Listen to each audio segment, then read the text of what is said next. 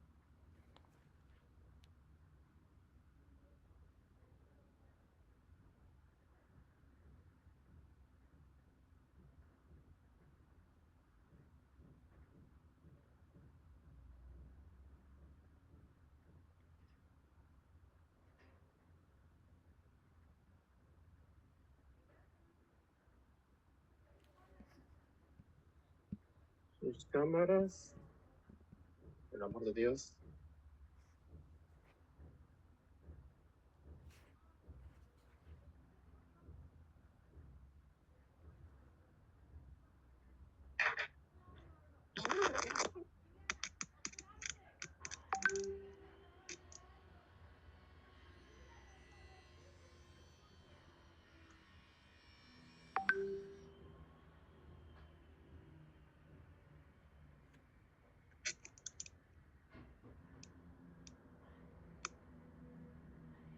Deja a ese gato en paz.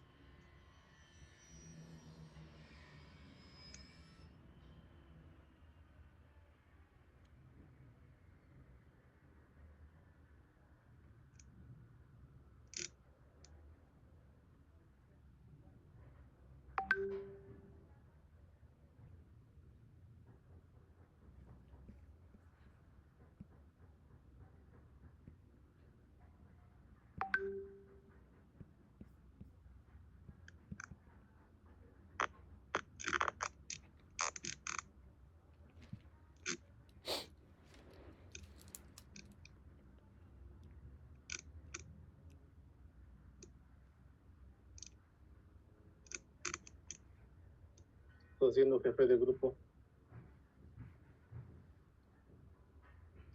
¿Cómo? ¿Qué estás haciendo que tu cara se ve de muchos colores? Ah, nada, es que ya no sirve la cámara. Es cierto. Es que prendí la luz. Pues si se ve rojo, verde y... Prendí la luz. Y es de colores, mis luces. Pues, ¿dónde estás?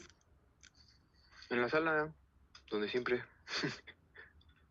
Luces de colores. Sí, mire. Ay, sí tengo el filtro. Mire. Okay. Pero pues ahí es blanca. Es para cuando juego, me inspire.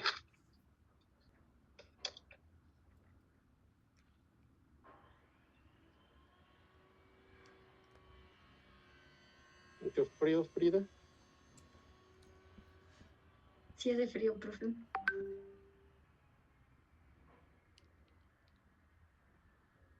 25, cada vez menos ustedes.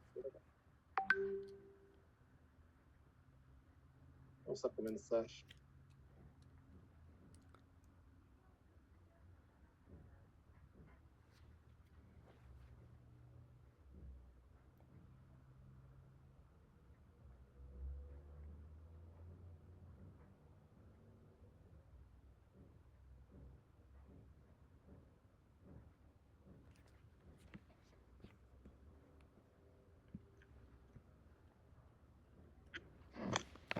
Nos quedamos en el género Bradyrhizobium. Para este género vamos a tener un tiempo de división de 6 a 8 horas. Por lo tanto, se le considera que es el rhizobio de lento crecimiento. Al ser el rhizobio de lento crecimiento, será el que dé una reacción alcalina al medio de extracto levadura manitol con azul de bromotimol. Presenta flagelo subpolar y muestra una baja o nula especificidad por el hospedero. ¿Qué significa? El género Bradyrhizobium, a diferencia de sus hermanos de rápido crecimiento, puede estar en varias de las subfamilias, o en las 3 subfamilias. Puedes encontrarlo en herbáceas como soya, en acacia de la subfamilia Mimosoidae. Entonces, la especificidad dentro de las mismas leguminosas es muy baja. Ojo, no significa que esté en otro tipo de plantas. Te restringes la nodulación a las leguminosas, pero no lo restringe a las demás. Bueno, no se restringe a las 3 familias, a una sola de ellas.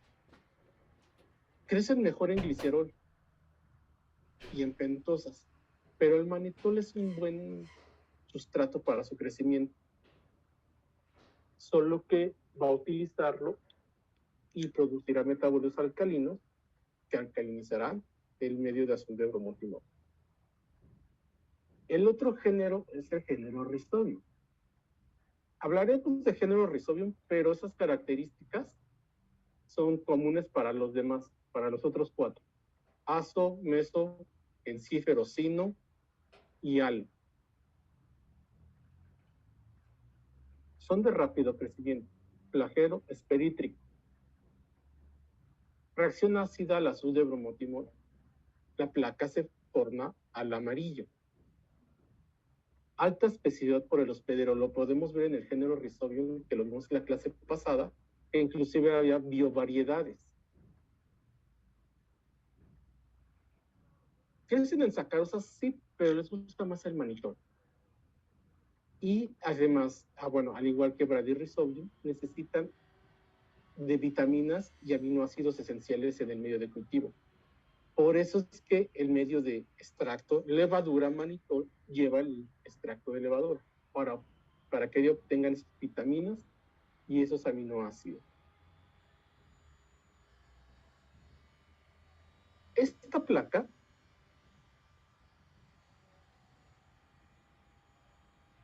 esta es una colonia característica de un rhizobio. Pero como lo habíamos comentado en la clase pasada, se ve roja. Si se dan cuenta, aquí se ve hasta morado. Y aquí hay unos puntos.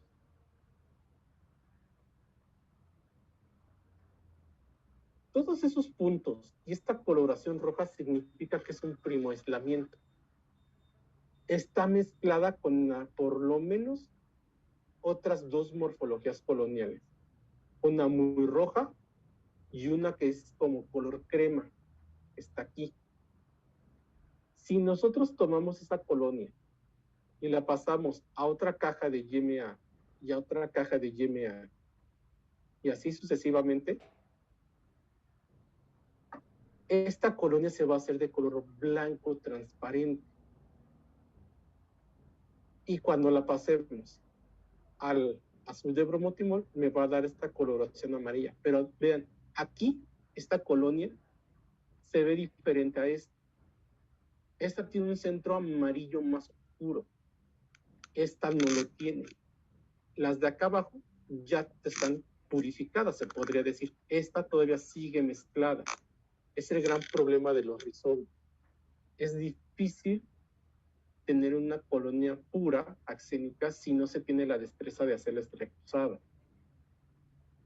De igual forma, podemos ver el medio de ELMA en el color original de la formulación. Esto es un pH entre 6.8 a 7.2. Una reacción ácida y tenemos un Bradyrhizobium que, si se dan cuenta, parece que la caja no está sembrada, que no tiene estría, pero en realidad sí, solo que las colonias son puntiformes. Por eso es que no se ve una estría en sí.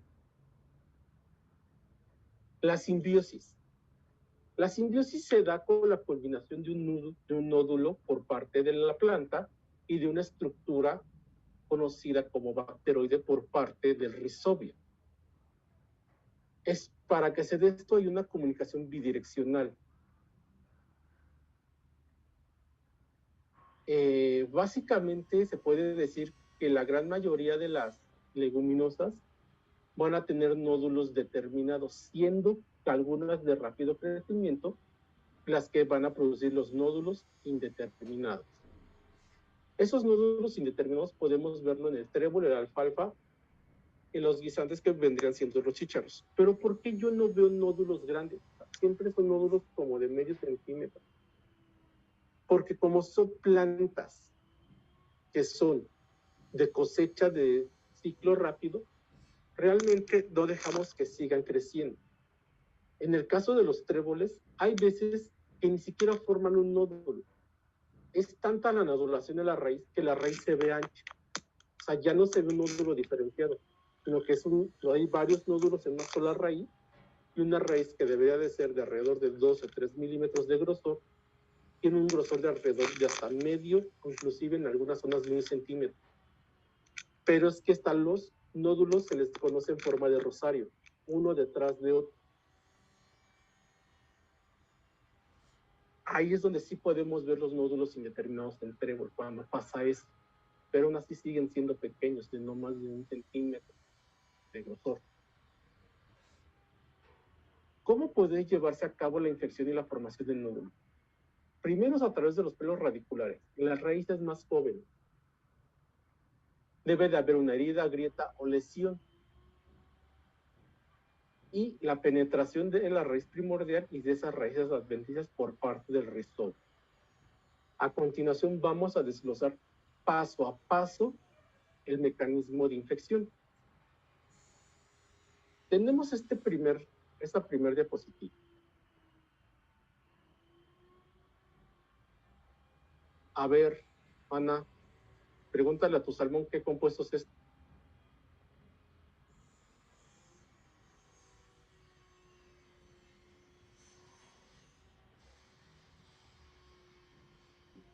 Pues no sé, es una metionina. ¿Cómo que una metionina? Ay, no, ¿verdad? Empieza con T. Tiamina. ¿Ya llevas bioquímica microbiana? Triptófano. Ah, perdón. Es un triptofano. A ver, Ana, pregúntale a tu salmón. Ya ves, no te hace bien tomar vino tinto durante las clases. ¿Qué precursor de qué compuesto es?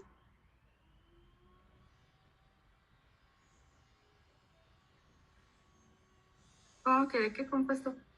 Ajá, es el precursor de un compuesto. ¿De cuál?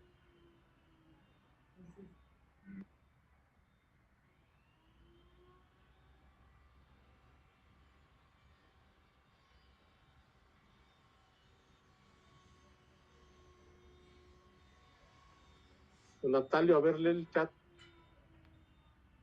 Ácido indolacético. Acá, ya ves. No conviene que estés tomando durante las clases. Lo que va a pasar va a ser que primero va a haber una multiplicación de los rizobios. La planta va a secretar ciertos metabolitos. Uno de ellos es el aminoácido triptofano. ¿Por qué lo secretará? Muy fácil. Vamos a ir al siguiente punto.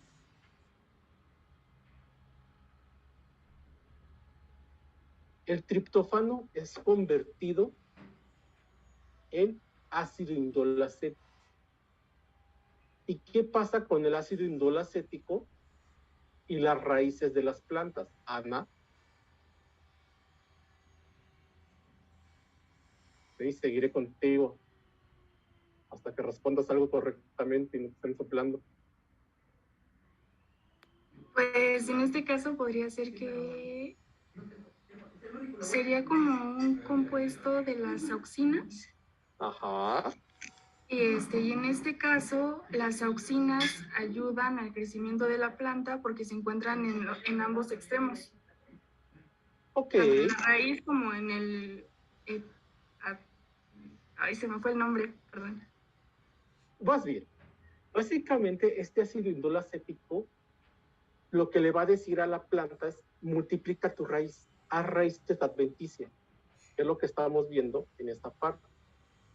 Entonces vemos que la planta va a exudar flavonoides, aminoácidos, en este caso el triptófano, y ácidos dicarboxílicos, inclusive ácidos tricarboxílicos. El triptófano ya vimos para qué sirve, para que el rizobio lo cambie y produzca ácido indol acético. En los flavonoides y los ácidos dicarboxílicos, sobre todo, lo que van a hacer es activar solo un rizobio. En el suelo podemos tener inclusive las 6 poblaciones del rizobio. Pero esta señalización del flavonoide y los ácidos dicarboxílicos solo van a activar a un género, a lo mejor 2. Esa es la especificidad de esta simbiosis, que los flavonoides y los ácidos dicarboxílicos solo activarán al rizobio que la planta quiera, a los demás no. Entonces, vamos a tener la formación de los factores de nodulación por parte del rizobio. Estos flavonoides y esos ácidos dicarboxílicos activarán a los genes de nodulación. ¿Hasta aquí dudas, chicos?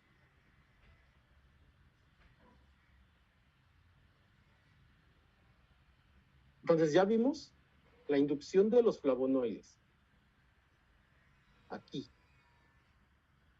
Vemos que activan los genes NOT de sinorrizobio melilótico, que son los genes NOT.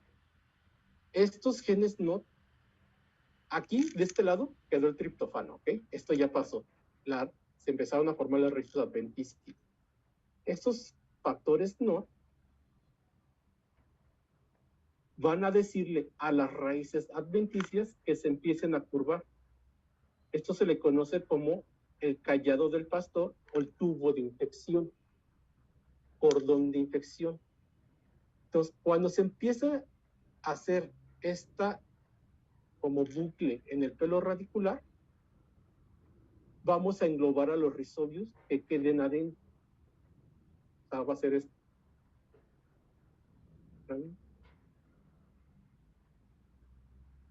Y aquí van a quedar los rizobios. Esto se va a sellar y por aquí van a migrar adentro. Es lo que esquematiza. Estamos apenas haciendo la curvatura del pelo de infección en este esquema. Ahora, los flavonoides van a necesitar la ayuda de un mineral, que es el calcio.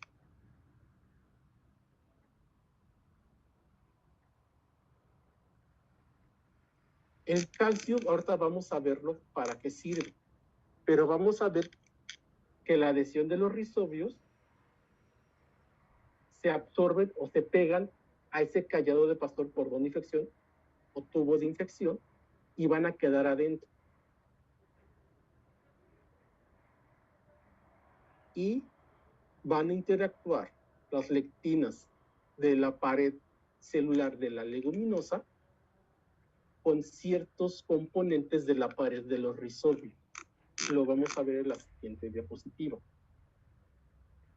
Estas proteínas o antígenos que tiene la membrana del rizobio van a pegarse con la lectina de la célula vegetal y ya no se van a separar, y gracias a eso pueden migrar hacia adentro del pelo radicular. ¿Hasta aquí vamos bien, chicos? ¿Me estás diciendo sí, Ana, porque sí o porque ya estás toda mareada? Y nada más dices sí. No, sí lo estoy entendiendo, profesor. Ok. En esta acción de la unión se necesita un mineral el calcio. Si el suelo tiene un déficit de calcio, la adhesión no se va a llevar a cabo. Por lo tanto, eso es un punto crítico para poder obtener la nodulación de la planta. Puedo tener el rizobio, puedo tener el déficit de nitrógeno que active la formación de factores NOD y la formación y la liberación de triptófano de los ácidos dicarboxílicos y de los flavonoides por parte de la planta. Pero si no tengo calcio, aquí no va a haber adhesión. Por lo tanto, no se va a llevar a cabo la formación de un nódulo.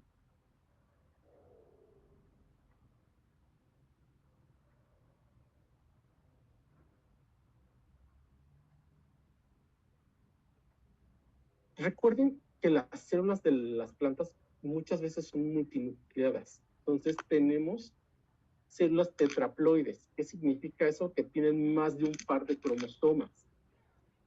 Ya vamos a ver el por qué. Porque esas células tetraploides se van a dividir y van a englobar a una estructura del rizobio. Esta estructura es un rizobio que ha perdido la membrana, ha perdido la capacidad de reproducción, pero ha ganado la capacidad de fijar nitrógeno. Entonces, esa membrana peribacterial, junto con la membrana de la célula y ese contacto íntimo entre estas dos estructuras, las células tetraploides y el bacteroide, se le conoce como simbiosoma.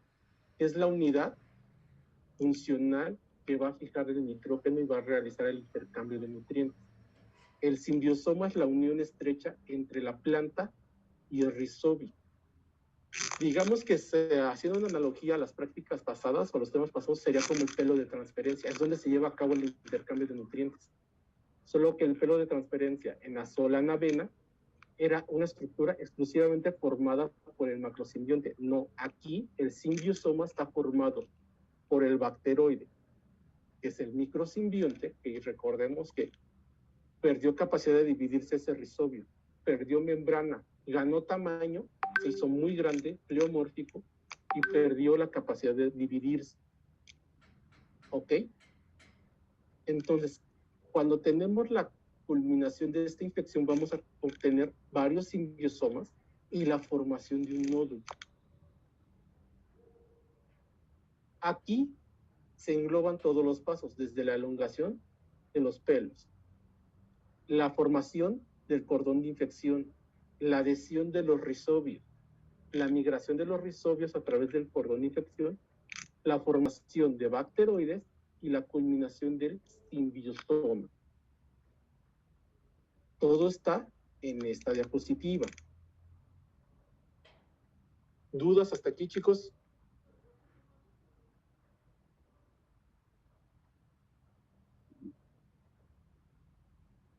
¿No hay dudas? Bueno. Esto sería con fluorescencia. Lo que nosotros estamos viendo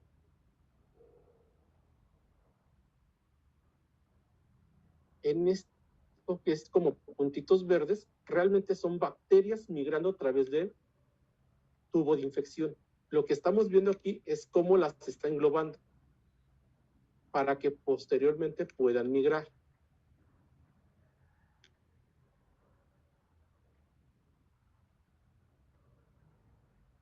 Esto sería la formación de ¿cómo se llama? A esa unión entre las células de la raíz y el rizobio transformado en bacteroide. Ana.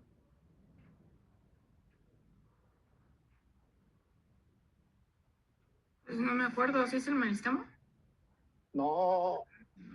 Pues no me acuerdo. Acabo de decir.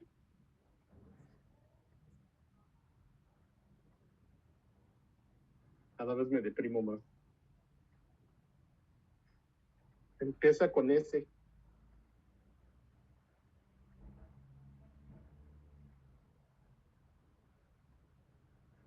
Y empieza después que es una I, una M. Simbiosoma. Simbiosoma. No tienen perdón de Dios.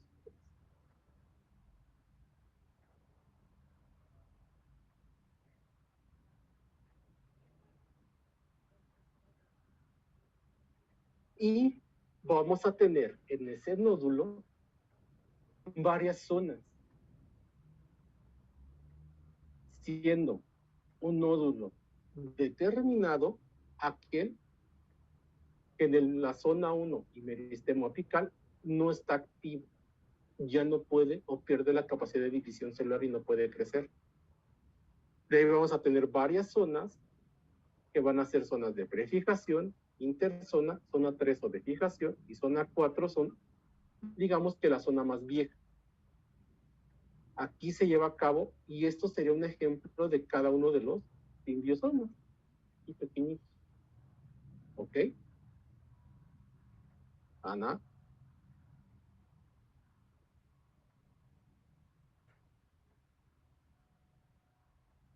Nódulos determinados e indeterminados. La diferencia está en el meristema apical. Los nódulos determinados ya no se sigue dividiendo, mientras que los nódulos indeterminados sigue activo y se sigue dividiendo.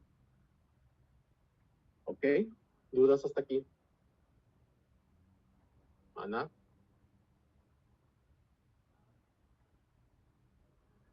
No, perfecto.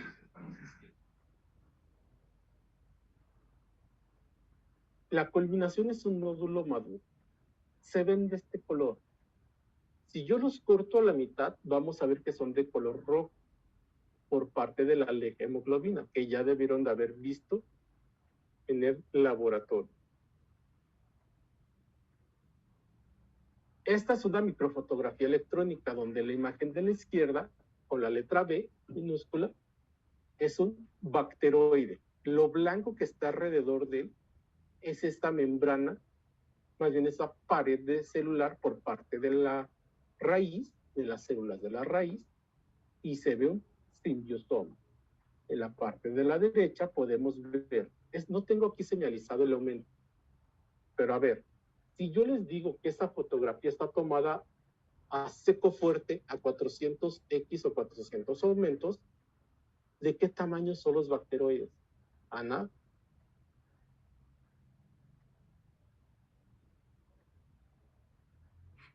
Pues bueno, no entiendo muy bien su pregunta, pero supongo que muy pequeños, ¿no?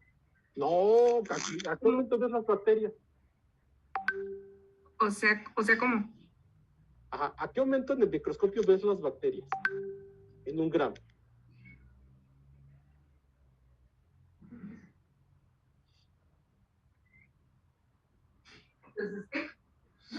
Pues dependiendo, porque por ejemplo, pues las podemos ver a seco fuerte. No, ¿cómo crees? Bueno, desde 10x las podemos ver. ¿A 100? ¿Segura? A 100x. Versión. ¿Cuánto mide el rhizobio? De 2 a 3 micras. O sea, ¿qué aumento los ves? ¿A poco los puedes ver desde 10? Pues no. ¿O los debes de ver a qué aumento? Pues a inmersión, ¿no? A inmersión. Y si yo te digo que esta fotografía está tomada a seco fuerte y ya los ves muy bien, todos estos que están aquí son bacteroides. No se ven pequeños.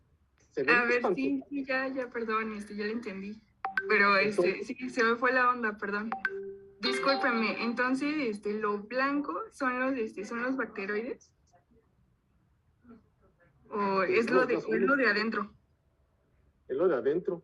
Esos azules que se ve aquí son bacteroides. Todos estos azules, eso es una tinción simple con azul de algodón. Todos estos azules. Y lo estoy viendo a seco fuerte. ¿De qué tamaño son?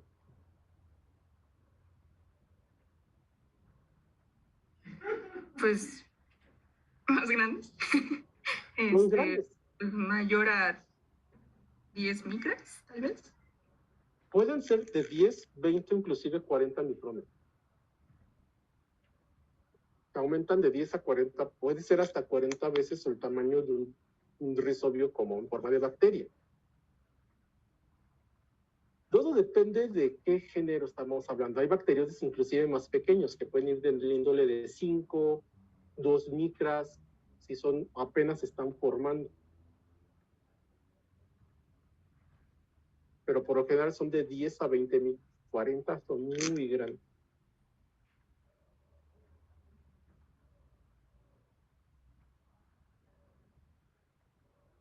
Estos esquemas ya los vimos. Vámonos a ir a las generalidades de la relación metabólica. Los esquemas ya los vimos cuando vimos el tema de nitrógeno. El costo de la fijación de nitrógeno es alto. Por lo tanto, tenemos que proteger a la nitrogenasa. La vamos a protección del oxígeno, ¿ok? Y vamos a ver la regulación que se puede llevar a cabo.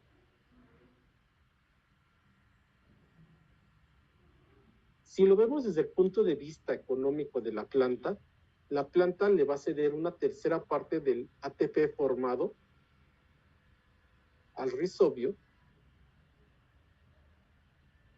para que pueda fijar el nitrógeno, porque la planta le da fuente de carbono al rizobio, entonces le da un 33% de lo que forma, de su energía. Es muchísimo, pero a cambio le va a dar nitrógeno. Y tenemos que ver también los factores por los cuales se va a proteger esa nitrogenasa. El primer factor de protección o la primera barrera es una barrera física, es el nódulo. El engrosamiento de esa membrana para la formación de ese nódulo me va a dar una protección. El oxígeno, recuerden, el bacteroide y las bacterias, los rizobios que están adentro del nódulo son aerobios. Pues no puedo tener ese ambiente anaerobio. Entonces vamos a tener la formación de hemoglobina, la cual va a llevar el poco oxígeno que pasa la primera barrera a los bacteroides, pero no los lleva donde está la nitrogenasa, los lleva donde está su cadena respiratoria. La cadena respiratoria es el tercer paso de protección de la nitrogenasa porque se ramifica, se expresa mucho. Por lo tanto, tenemos una ramificación de la cadena respiratoria del bacteroide, por lo tanto, vamos a tener lo que es la quema de ese oxígeno para producir agua. Pues así lo eliminamos. Por último, los primeros tres son factores de protección de la nitrogenasa, pero podemos tener una inhibición de esa nitrogenasa por acumulación de producto final. ¿Cuáles son los productos que se pueden acumular y van a inhibir? En orden de importancia, nitrógeno con forma de amonio. Si ya tengo el suficiente amonio, la nitrogenasa va a dejar de funcionar. Cuesta mucho producir el amonio y reducirlo. Segundo, ADP. Cuando existe mucho ADP, porque se necesitan alrededor de 16 ATPs para la reducción del nitrógeno, entonces, un aumento de la cantidad de ADP, pues una inhibición por producto final, va a inhibir a la nitrogenasa. Y el tercero en importancia es la formación de hidrógeno molecular, H2, porque es un subproducto. La acumulación de ese hidrógeno molecular H2 significa también que la nitrogenasa puede ser inhibida. Entonces, ¿qué es lo que podemos hacer? Acoplar una hidrogenasa, un sistema el cual va a convertir ese hidrógeno molecular H2 en 2 protones, el cual no es un producto final de la catálisis de la reducción del nitrógeno y ya no va a interferir. ¿Dudas hasta aquí, Ana?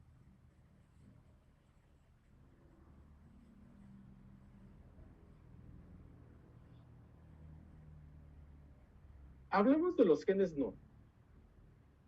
Yo no toco en este tema los genes ni. Ya los vimos en nitrogenasa. Pero tanto los genes no como los genes ni están en un plásmido llamado el plásmido 5.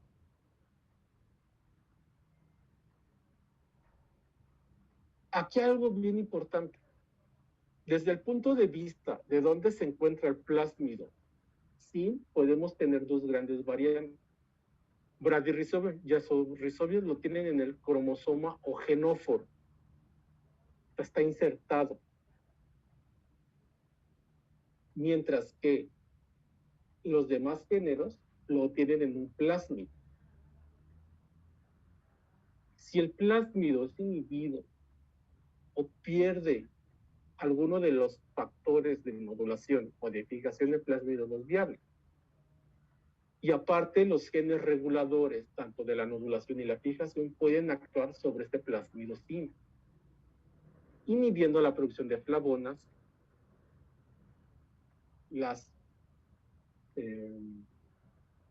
los mismos genes de nodulación.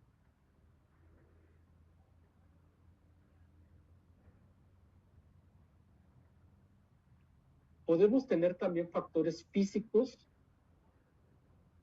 que inhiban la nodulación o la fijación. pH, temperatura, humedad, salinidad, fuentes de carbono, fertilidad del suelo y contaminación.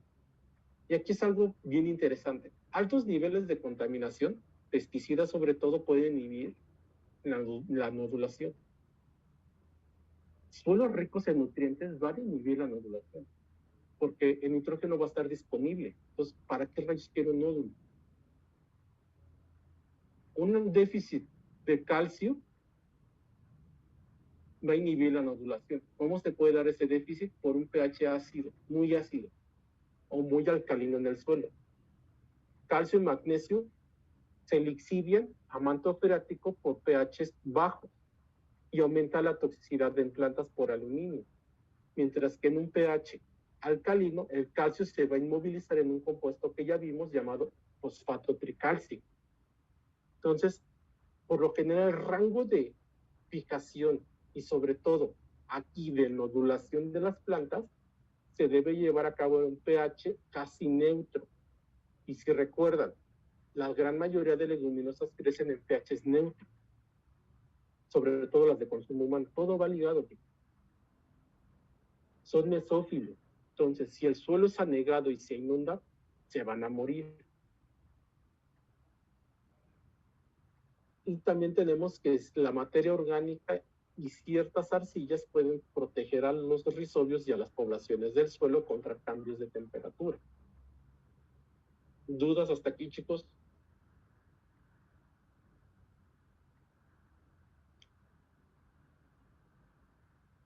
¿Qué va a pasar si de repente yo, su profesor, les digo, ¿saben qué, chicos? Aquí está este inoculante que tiene rizobios traídos desde la planta de Houston, Texas, y vamos a inocularlos en sus plantas, que es un cultivo de frijol que ya está nodulado con el rizobio del mismo suelo que es ese cultivo. ¿Creen que el rizobio que traiga pueda nodular?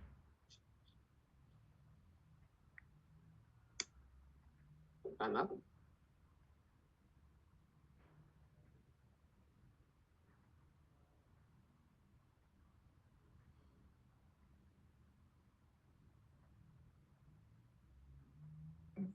Pues yo creo que no. No, ¿por qué?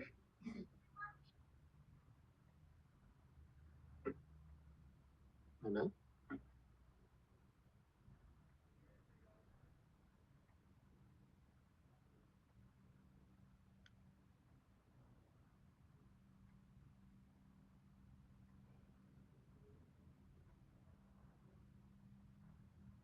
Bueno, no estoy muy segura. A ver, pero dame la idea.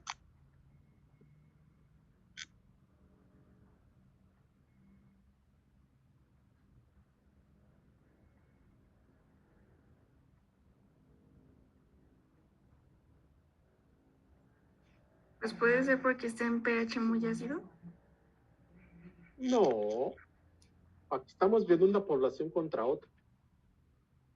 El rizobio autóctono y el rizobio alóctono. Bueno, sí, pero bueno, podría influir el pH. Bueno, es que me basé en la explicación de hace rato, pero bueno, pues podría ser que no haya como una buena interacción para que pueda nodular. O bueno, que sea como una interacción negativa. Más que una interacción negativa, lo que vamos a ver es que la planta ya se adaptó al rizobio que siempre ha estado en el suelo. Entonces, no va a ser tan fácil que el rizobio recién llegado se adapte. Primero, va a tener una competencia contra el rizobio que ya está en el suelo, por nutrientes, por espacio. Y después va a tener una competencia por la nodulación. Y esa planta que siempre ha sido nodulada por el rizobio que siempre ha tenido, ya sabe qué flavonoides, qué combinación de ácidos dicarboxílicos tiene que secretar para que se lleve a cabo la señalización. Entonces, no es tan fácil que ustedes compren un bioinoculante y lo agreguen a un suelo. Ahora, ya vimos que el calcio es indispensable para la unión y encorvamiento del pelo radicular. Si no tengo el suficiente calcio en el suelo, no se lleva a cabo lo que es la nodulación. Y ya vimos que los núcleos de las nitrogenasas pueden ser de molibdeno, hierro, vanadio. Entonces, si tengo déficit de hierro, vanadio, molibdeno, no puedo llevar a cabo la fijación de nitrógeno. Por lo tanto, aunque puedas nodular, no puedo fijar. Y aquí viene algo bien interesante. Hace muchos años se creó lo que hoy es el Instituto de Ciencias Genómicas de la UNAM. Antes era conocido como el Instituto o el Centro de Fijación de Nitrógeno. Sí recuerda la anécdota de la soya, que en los 80 dijeron que la soya salvaría al mundo. En México agarraron una filosofía parecida al de el frijol podría salvar o ser un buen alimento para Latinoamérica si podemos hacer que sea más rico en proteína. Entonces, la UNAM fundó un centro específico para la búsqueda de rizobio ideal para la nodulación y para la fijación de nitrógeno con frijol.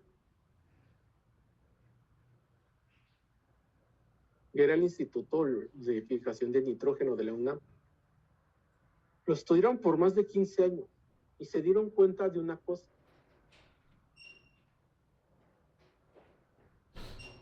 Los rizobios, para que sea rizobio ideal, tiene que tener dos características.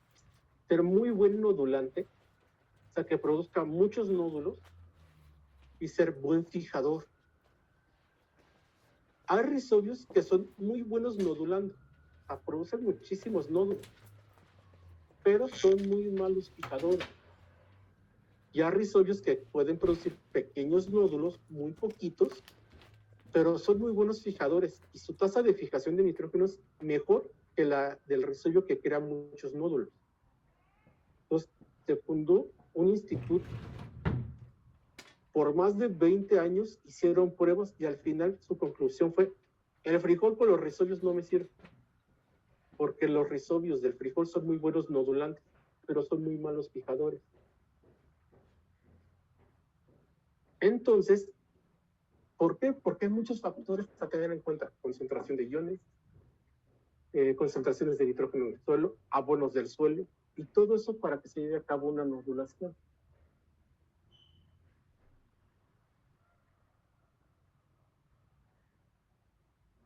Ahora, por ejemplo, vamos a dar o vamos a mencionar al nitrato y al amonio de fertilizantes inorgánicos o que provengan de la mineralización y del ciclo de nitrógeno. Mientras que en el suelo obtengamos una forma de nitrógeno asimilable, no vamos a llevar a cabo la fijación y mucho menos la nodulación. Porque recuerden que el déficit o la carencia de nitrógeno en el suelo primero va a desencadenar la nodulación y después la fijación.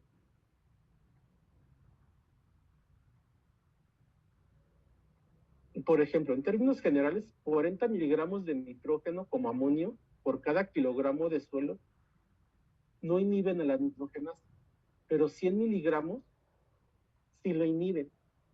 O sea, son 100 miligramos en un kilogramo.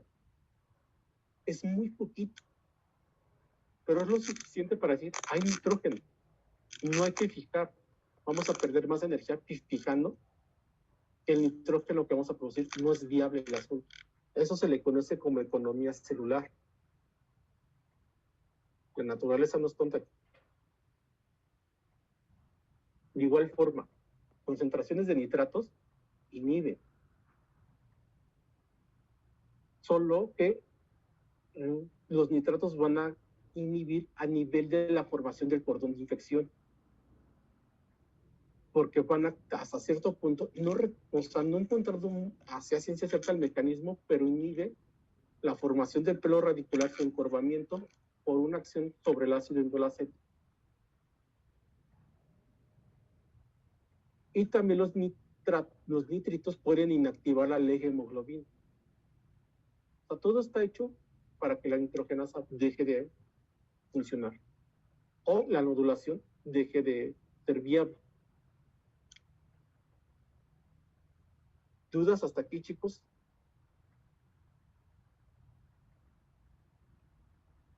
¿Seguros? Porque vamos a cambiar de tema.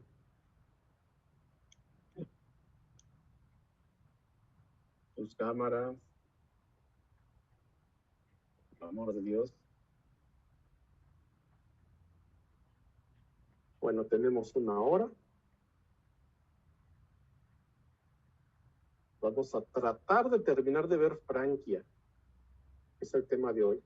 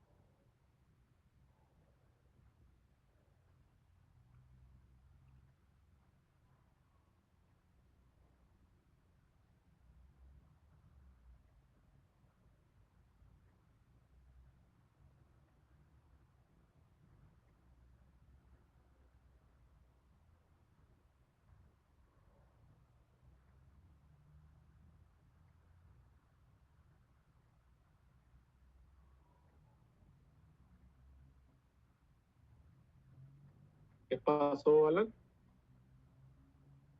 Te digo que qué buena onda, me sirve para mi seminario esto de Franquia. Ah, ok. ¿Les toca Franquia? Sí. Muy bien. El siguiente tema es simbiosis Franquia, plantas actinorrícidas. De igual forma vamos a dividirlo en 3 subtemas, que va a ser macrosimbiontes, microsimbionte y estructuras diagnósticas. Las características de las plantas actinorrícidas.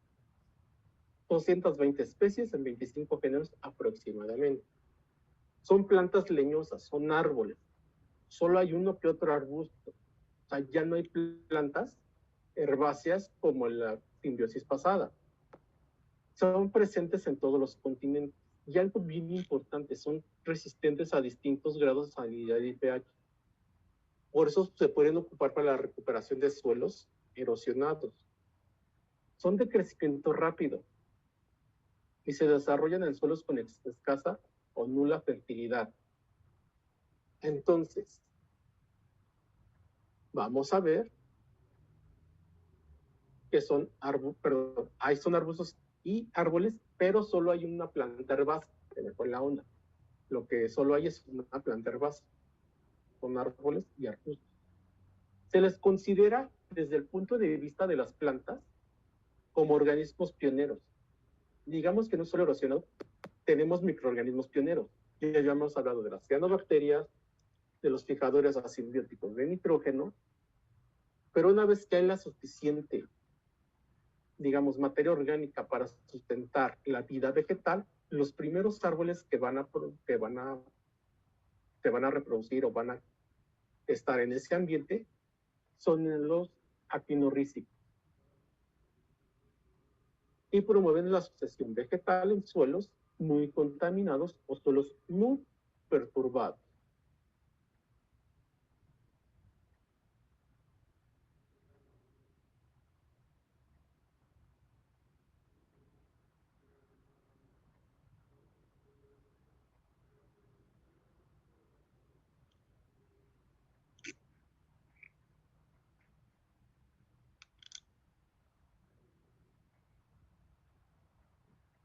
Vamos a tener distintos usos, casi todos encaminados a la reforestación, como la recuperación de suelos, la reforestación de industria maderera.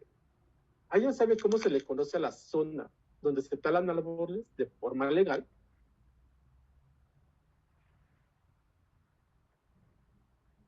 Se les conoce como aserraderos. Entonces podemos tener aserraderos artificiales. Para que un pino pueda ser talado para la obtención de un triplay y una tabla de pino, ¿cómo cuántos años debería de haber tenido ese árbol? ¿Qué se les ocurre? Ana.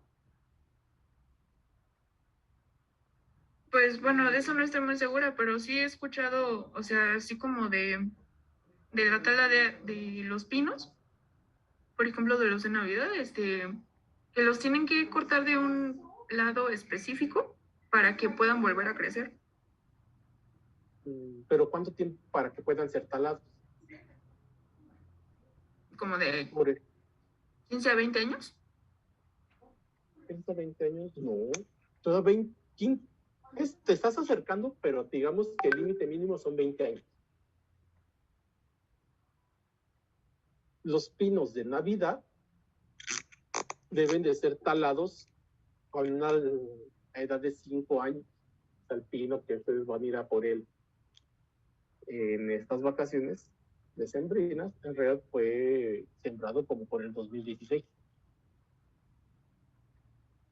Entonces, las plantas actinorrícicas pueden crecer y madurar y llegar al tamaño que puede ser talados para la industria maderera en alrededor de 8 a 10 años. O sea, son rápidos con respecto a los demás.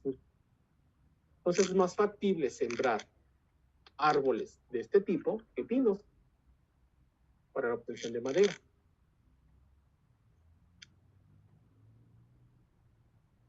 Protección de cultivos y elaboración de algunos productos alimenticios, inclusive uno que otro colorante. Hay varias familias botánicas. Nos vamos a concentrar en dos. La primera es la Petulaceae, que contiene el género Alnus, y la segunda es la Casuarinaceae, la cual tiene al género Casuarina, que son las plantas o los macrosimbiontes que van a describir sus compañeros en el laboratorio. ¿Verdad que sí las van a describir, chicos? Sí. Hombre, ¿con qué seguridad dijeron ese sí? Ya estoy viendo que en estos momentos están tratando de modificar su presentación. Por eso, profesor, avance usted y nosotros vamos viendo qué le robamos. Los suelos donde van a crecer son suelos marginales, con nulo. No vamos a decir que no tienen nutrientes a gran medida. La fijación de nitrógeno por parte de esa simbiosis es de 60 a 320 kilogramos por hectárea por año. Y aquí se le puede conocer como un sistema agropastoril en alguna zona. ¿Qué significa eso?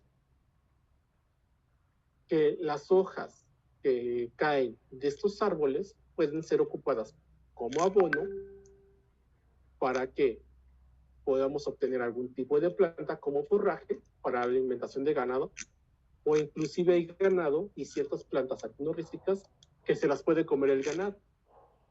Entonces podemos obtener, digamos, un producto cárnico de una cantidad proteica adecuada en zonas muy escasas de nutrientes.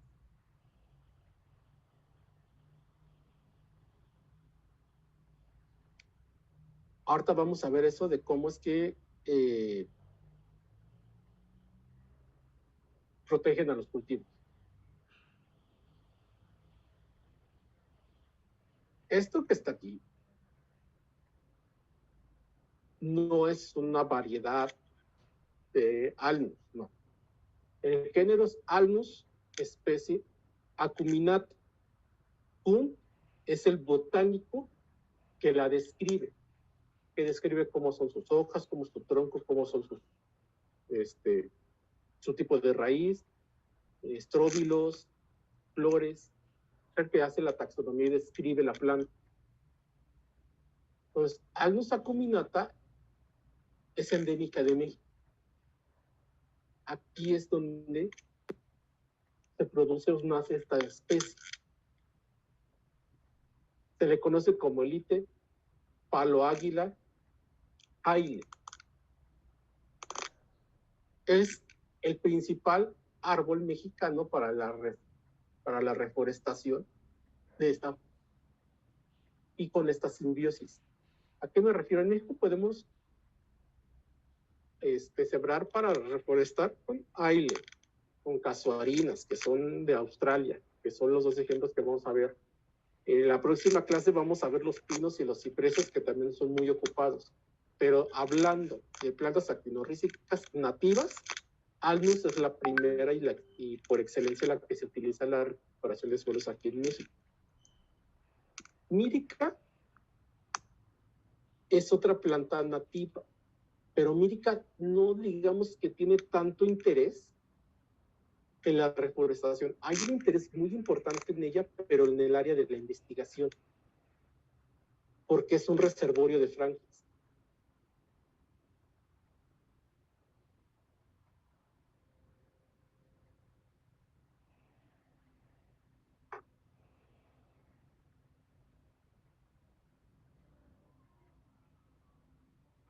La otra planta es casuarina. Casuarina no es endémica de México, la trajeron de Australia. Aquí hay dos imágenes importantes que yo espero que sus compañeros de los seminarios las traigan, que son en la parte de arriba, o la primera imagen, tenemos esto que está aquí. Esto es el acercamiento de esta parte.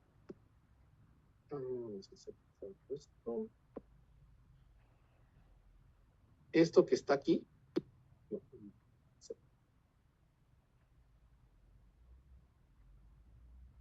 Esto que está aquí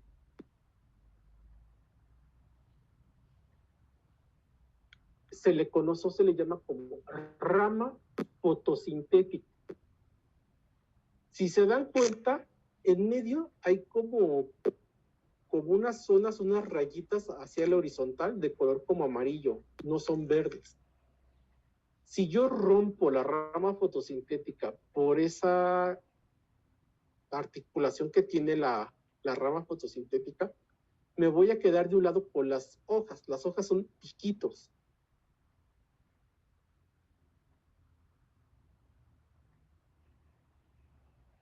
Son esos que están. Estos piquitos son las hojas.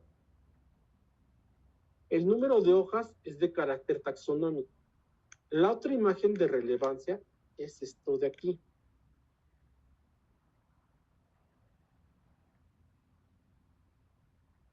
Se le conocen como estróbilos a las estructuras reproductivas de estos árboles. Podemos tener dos tipos, que puede ser masculino o femenino. En este caso es una estructura femenina. ¿Por qué? porque tiene la semilla. Estas son semillas. Ambos estróbilos, tanto masculino como femenino, podemos tenerlos en dos estados de crecimiento. Inmaduro, que por lo general son de color verde y están cerrados, aparte vemos eso que es cerrado, y el estróbilo femenino o masculino maduro. En este caso, al ser de color café, y si se dan cuenta que hay como hoyitos. ¿Y los ven? Estos hoyitos significa que ya, yo le digo que ya reventó, que ya soltó la semilla, en este caso, que es el estróbilo femenino. En el caso del estróbilo masculino es cuando suelta el polen. Entonces, el que suelte la semilla o que suelte el polen se le considera que es un estróbilo maduro, y por lo general son de color café. Pero vamos a ver lo que dice el texto. Lo trajeron a principios del siglo XX, o sea, hace casi 100 años, sobre todo las costas del Golfo de México como cortina rompeviento. Cuando hay un huracán, todas las personas que viven en Veracruz, algunas partes de Tamaulipas, aunque hay más peligros que un huracán, las zonas del Pacífico, desde Sinaloa hasta más o menos Michoacán, Guerrero ya casi no, porque ella es más selvática. Pueden tener cortinas rompevientos. Una cortina rompeviento es una hilera de árboles, las cuales van a evitar que el viento llegue a zonas habitacionales o de cultivo. Claro, o sea, no es una barrera impermeable que va a impedir la acción del viento. No, lo que van a hacer es reducir la velocidad del viento, de tal forma que ya no causen estragos. Son muy buenos, sobre todo las casuarinas, como cortinas rompevientos.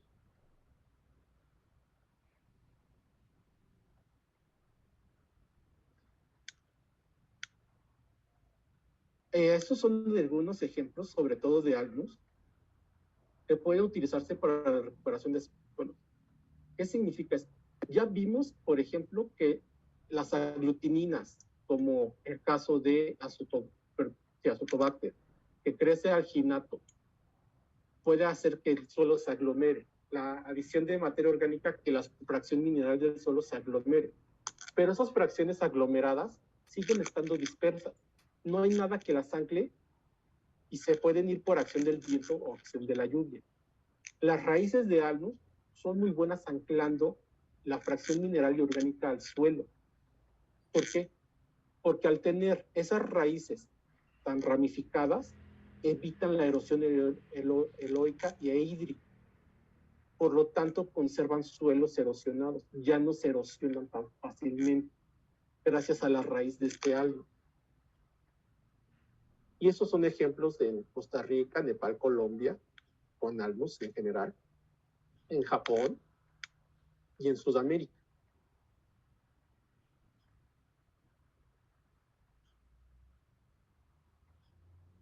Suelos con una degradación y una contaminación minera también pueden crecer estos árboles.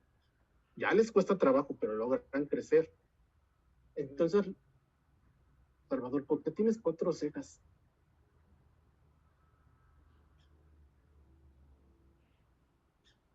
¿Tienes algún filtro puesto o algo así? ¿Me dijo a mí? Sí. Yo no he movido nada. ¿De dónde de repente tienes 4 cejas en tu imagen? Achis. No he movido nada. A ver, déjame ver. Ni he visto mi cámara. Ahorita que de volteo tenías 4 cejas, pues, ¿qué rayos está pasando? Ah, sí. Ahí. A ver, déjame ver. Yo ahorita le muevo.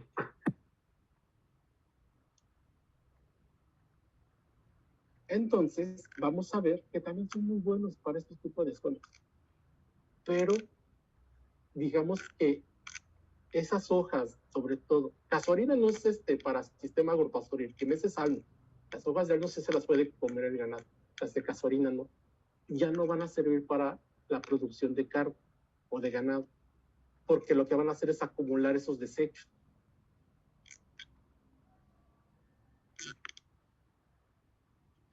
Y casuarina también crece muy bien en ambientes aéreos contaminados. ¿A qué significa eso? El smog de la ciudad los tolera bastante bien.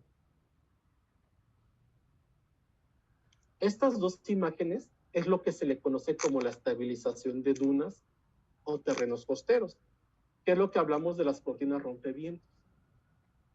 Si ustedes han visto en Instagram, Facebook, lo que sea, los memes de cuando llega un huracán, siempre está la gente, inclusive poniéndole el nombre de su tinaco, de que es del tinaco de la casa tal o del inmueble tal, porque los vientos llegan a ser tan fuertes que inclusive se pueden llevar los tinacos, o sea, se pueden llevar los tejados. Entonces, estas cortinas rompevientos no van a evitar la acción del viento, pero sí van a disminuir bastante la velocidad, por lo tanto, la destrucción a bienes materiales.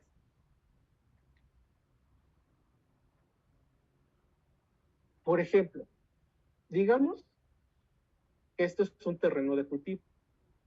Esos tres cuadritos, este y este de acá abajo. Estas zonas son la circulación de la gente. Yo voy a poner cualquier tipo de árbol. O sea, inclusive si yo quiero aprovechar mejor mi sistema para la ganadería, me conviene una planta actinorrícica, que sus plantas se puedan comer, que sus hojas más bien, aquí. Y yo las voy a sembrar, sobre todo, en estas zonas. De tal forma que el follaje de esos árboles van a evitar la acción del viento. Y yo ya puedo sembrar aquí mis plantas sin la preocupación de que se caigan por la acción de una ventisca. Eso será una protección de cultivos por parte de plantas actinorrícicas. ¿Qué es lo que yo tengo que cuidar siempre? La altura del árbol. De nada me sirve una planta actinorrícica que yo no la cuide y crezca al por mayor, que llegue a ser un árbol de 30, 40 metros. ¿Para qué si mi cultivo a lo mucho es de 2,50 metros? Todo el viento le va a pegar. El follaje es lo que detiene el viento, no el tronco. Entonces, lo que yo debo de tener son árboles de 3, 4 metros, porque el follaje, sobre todo de las casuarinas, tiende a caer, se va hacia los lados. Entonces, por eso es que son muy buenas cortinas rompevientos. Entonces, yo tengo que cuidar eso. Si yo no tengo a la mano una planta actinorrícica, pero sé que mi cultivo y mi suelo es muy bueno, puedo poner árboles de aguacate si la zona me conviene. Puedo poner árboles tal, también puede ser. Pero la gran diferencia es que el árbol de aguacate y los árboles frutales por lo general le van a quitar nutrientes al suelo. Mientras que estos árboles, el plus que tienen es que, junto con la simbiosis, aportan nitrógeno al suelo, aportan un nutriente. Ese es el plus de poner estos árboles.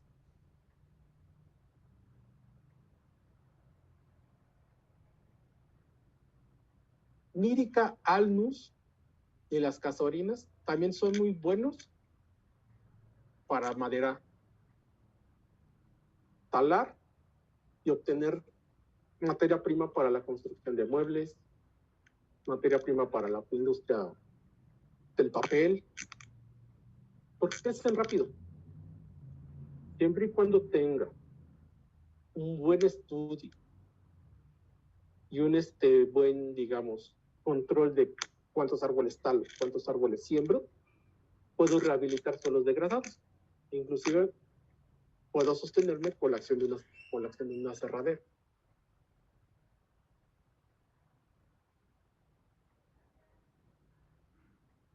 Vamos a ver ahora las características del género de Frankia. Ya hasta aquí dudas con el macrosimbionte.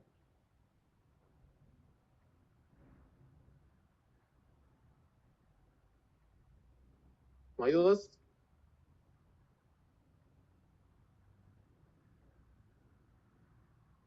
Yo sí tengo una duda, profe. ¿Qué pasó? En las En las imágenes que nos compartieron de apoyo para la práctica, venía una que dice follaje de casuarina y otra que dice ramas fotosintéticas. Y la duda es, ¿cuál es la diferencia entre decir follaje y nada más ramas fotosintéticas?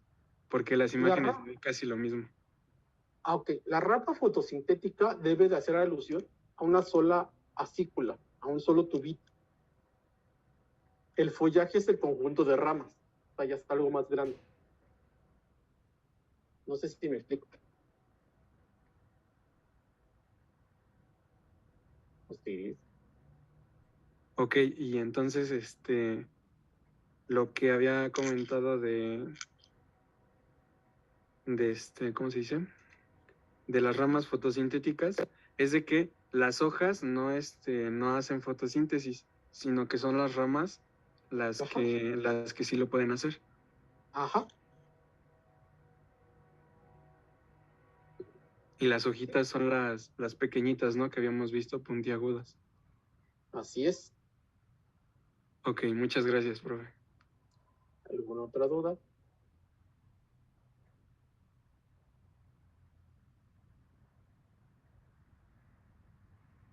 Bueno, entonces vamos a ver el microsilbión. Yo soy de la antigua escuela, o sea, si yo todavía no soy todavía capaz de decir 100% actinobacteria, entonces muy posiblemente veamos en esta sección todavía alguna parte que les digo actinomyceta, ¿okay? Pero recuerden, son actinobacterias. Frankia es una actinobacteria, una bacteria gram positiva o gram variable, dependiendo de la tensión, digamos, del estado fisiológico del cultivo. Pero son gram negativas, son heterótrofas, microaerofílicas. Crecimiento filamentoso de hábitat terrestre y producen nódulos en plantas actinorrícicas. Catalasa positivo. Son mesófilos de crecimiento lento, y esto de crecimiento lento va a ser muy importante. Hasta te cambiaste de lugar, Ana. ¿Y el vinito dónde quedó? No, anda entrando en sesión, profe. Porque ahorita ya se descompuso mi compu, no enciende. Entonces voy a entrar desde el teléfono. Ok. Sí, entro con el otro, ¿sí? Gracias, profe. Deshabilito la sala de espera.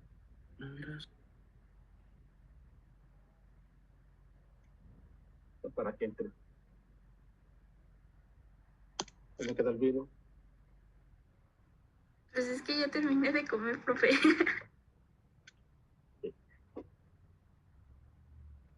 ¿Te recuerdan que les dije que era bien importante lo de 1 a 7 días de división celular? Un primo aislamiento puede tardar de 1 a 6 meses. Y no se asegura la obtención de un cultivo puro. Es más fácil que se te contamine que tengas el cultivo. Es por eso que si alguno de los chicos del seminario encontró alguna especie de franquia, es que es una información muy nueva. Por lo general siempre se queda en el género franquia, porque es muy difícil su estudio. La agitación para que obtengamos el cultivo para medio estudiarlo debe de ser a máximo unas 200 revoluciones con una fuente de carbono media especial que puede ser fosfatidilcolina o algún otro medio de cultivo. Podemos tener el DPM, que será ahorita que me acuerdo, pero su obtención es difícil. Hay muy pocos que se dediquen a estudiar franquia.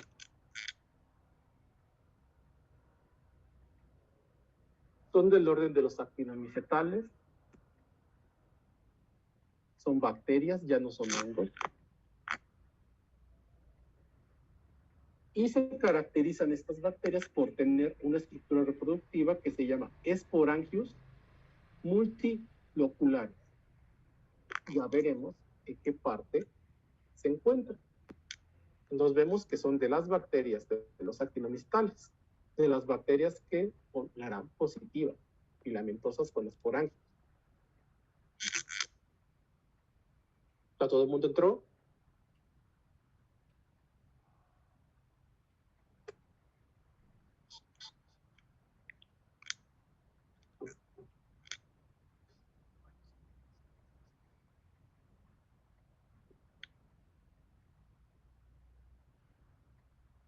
No se ha encontrado géneros, se ha encontrado cepas, sobre todo por los genes intergénicos ribosomales, los IGS.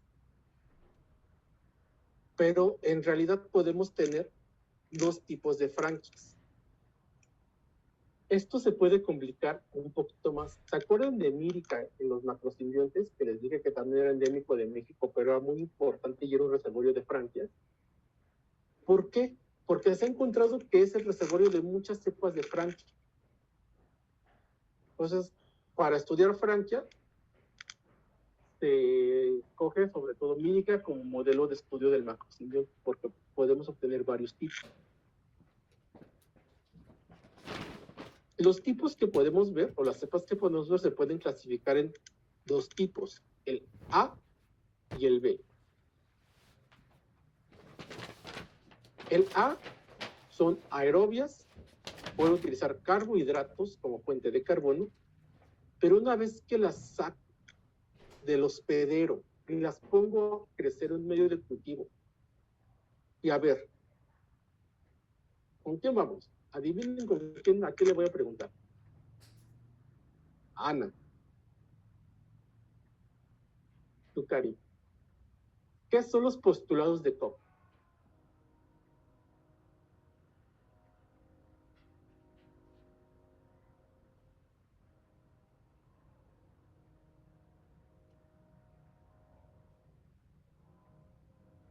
Yo no me acuerdo, profe.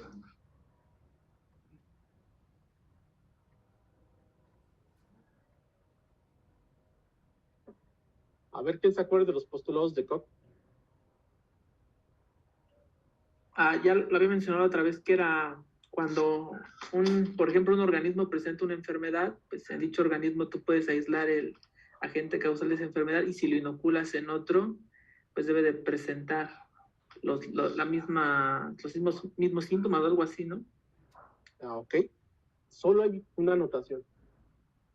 Si yo lo aíslo de una especie, lo tengo que inocular en la misma especie. En este caso, por ejemplo, podría aislar una franquia de Mírica y querer hacer la inoculación en una planta nueva de Mírica y las cepas tipo A no pueden nodular. Ya no la pueden colonizar. Eso es característico de las cepas tipo A. Se pueden utilizar carbohidratos y no vuelven a colonizar la planta de donde fueron aisladas. Pierden la capacidad de colonizar. Mientras que las tipo B les gusta más los ácidos grasos de cadena corta, intermediarios del ciclo de Krebs para crecer. Casi no les gustan los carbohidratos. Pero sí pueden reinfectar a la planta de la cual fueron obtenidos. Es la gran diferencia entre las cepas. Pero aún así no podemos decir una especie. Simplemente son franquias de tipo A, franquias de tipo B. Y la gran mayoría que son estudiadas son de tipo B, porque se pueden propagar en viveros, en plantas. Vamos a ver ciertas características de la pared celular de las franquias. Su pared celular puede ser o tiene componentes como la glucosamina, ácido muránico, alanina, ácido glutámico, y el principal es el ácido diaminopimélico. Mientras que su membrana pueden tener fosfolípidos como fosfatidil monócidos, fosfatidil inositol y fosfatidil glicerol. Estas membranas son muy poco permeables al oxígeno y esto va a ser una característica primordial para la fijación de nitrógeno. ¿Hasta aquí vamos bien, chicos?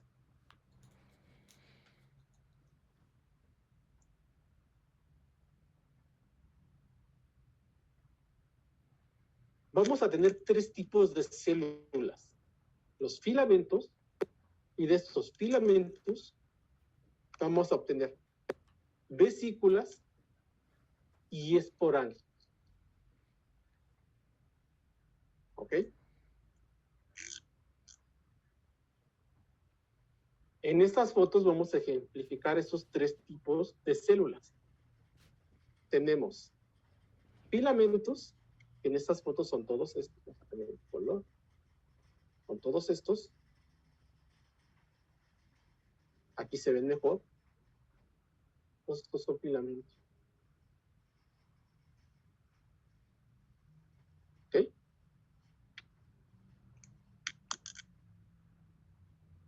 Por regla general, aquí se ve mejor. Aquí casi no. Las vesículas son centrales. ¿A qué me refiero? Viene un filamento y de la parte del centro del filamento se forma una vesícula. Aquí se puede formar otra. Mientras que los esporangios son laterales. Hay un conglomerado de filamentos que forman un esporangio, que son mucho más grandes, como es este caso. ¿Ok? La vesícula sirve para fijar nitrógeno y, ojo, no se confunden con los siguientes temas. Franquia, vesículas, fijación de nitrógeno. Franquia, vesículas, fijación de nitrógeno. ¿Ok? Vamos a ver en los siguientes temas otro tipo de vesículas, pero son muy diferentes.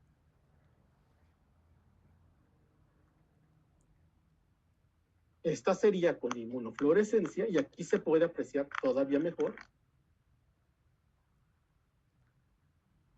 que son centrales las vesículas.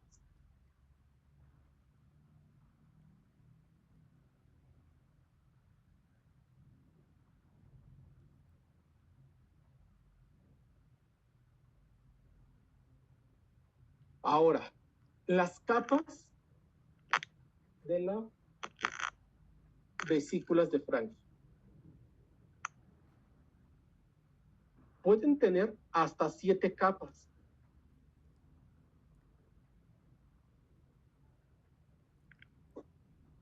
Estos son los componentes que pueden formar esas capas. Con respecto a la permeabilidad del oxígeno, ¿creen que sean o dejen pasar al oxígeno, sea muy permeable, o estas son muy poco permeables al paso del oxígeno? ¿Ustedes qué creen?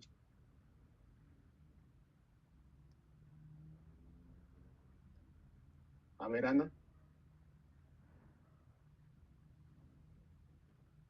¿Qué pasó, profe? Son muy poco o muy permeables. Pues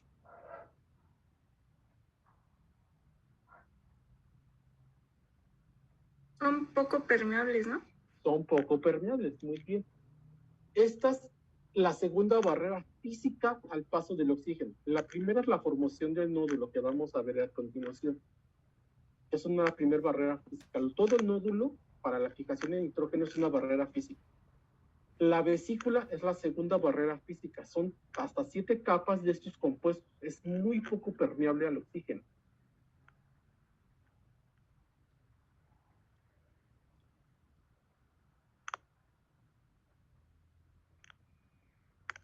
Ahora, podemos tener diferentes medios de propagación y medios de aislamiento. Son dos cosas diferentes.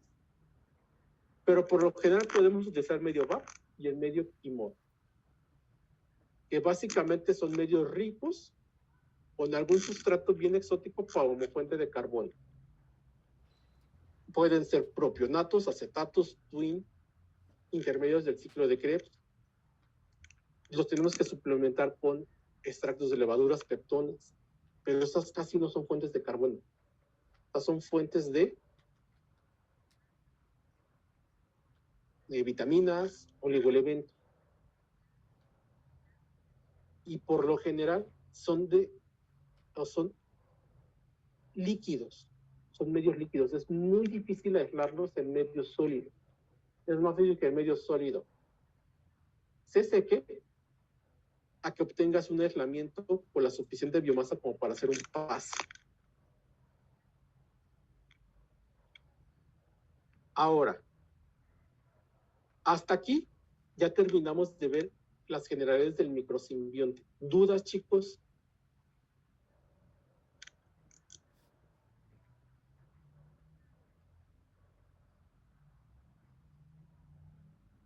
No, creo que no, profe. Okay. Ahorita vamos a ver las características de la estructura diagnóstica. ¿Qué es un proteosoma? Ana.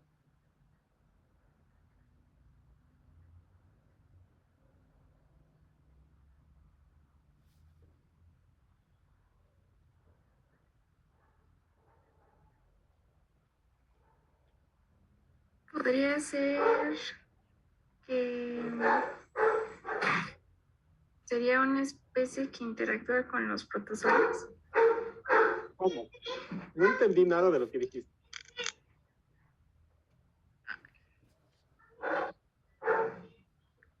Pues sí, sería como un protozoario. No. A ver, lee el texto.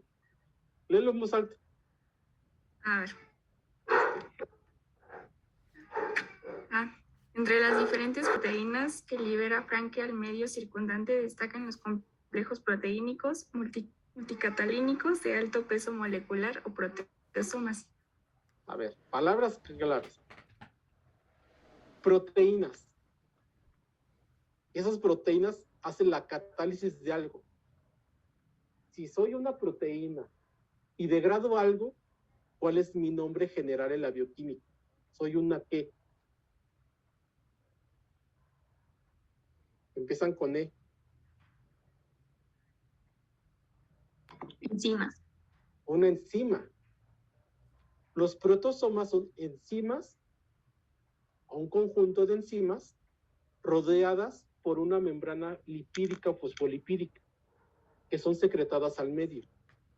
Esos proteosomas pueden degradar la pared celular de las raíces de los árboles y me van a ayudar en la infección y la formación de un nódulo.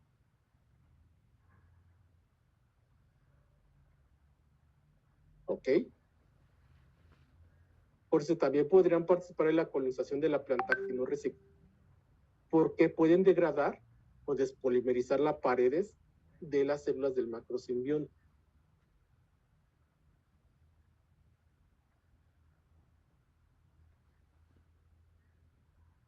Esperen un tantito.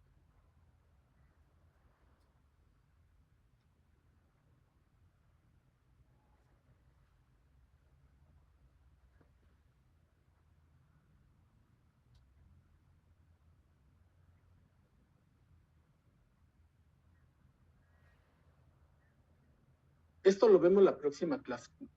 Vamos a ver esto en el laboratorio. Espero que lo traigan.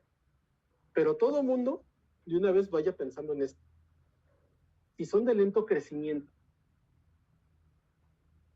y hasta los 6 meses puedo obtener un cultivo decente para estudio, o sea, un poquito de biomasa para hacer un estudio. No estamos hablando que era una biomasa suficiente como para la inoculación de plantas en viveros. ¿Cómo rayos hago para inocular las plantas si no es a partir de un cultivo líquido? Es más fácil de obtener y hacer. Y la próxima sesión vamos a ver los diferentes métodos. Eso quisiera saber, no te preocupes. Después de la regañada de tus profesores, vas a saberlo. ¿Dudas hasta aquí, chicos? Entonces, vamos a descansar este tiempo y nos vemos en la hora del laboratorio.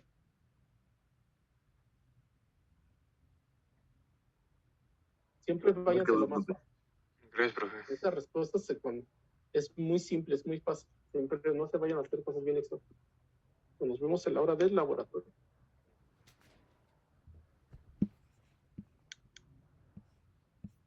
Sí, profe.